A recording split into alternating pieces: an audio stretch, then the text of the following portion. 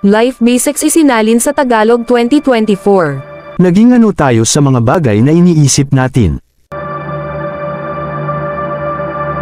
Ang tagumpay ay ang pahalagahan at unti-unting pagkakamit ng isang karapat-dapat na layunin o ideal.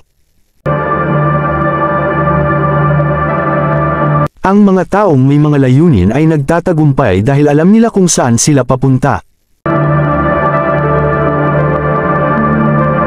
Ang iyong mundo ay isang buhay na pagpapahayag ng kung paano mo ginagamit at ginamit ang iyong isip.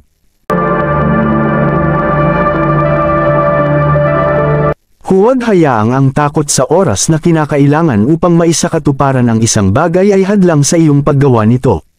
Ang oras ay magdadaan pa rin, maaring mas mabuti na gamitin ang oras na iyon sa pinakamahusay na paraan.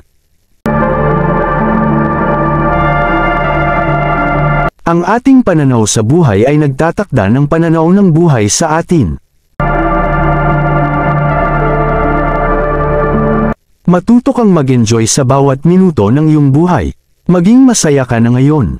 Huwag mong hintayin na mayroong bagay sa labas ng iyong sarili ang magpapasaya sa iyo sa hinaharap.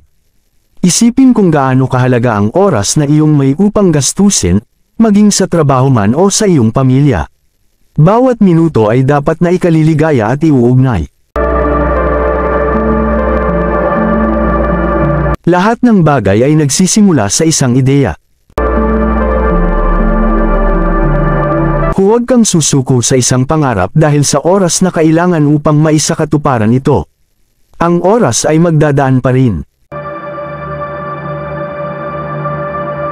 Maaring natin hayaang ang mga kalagayan ang magpasya sa atin, o maaring tayo ang magpasya at pamunuan ng ating buhay mula sa loob.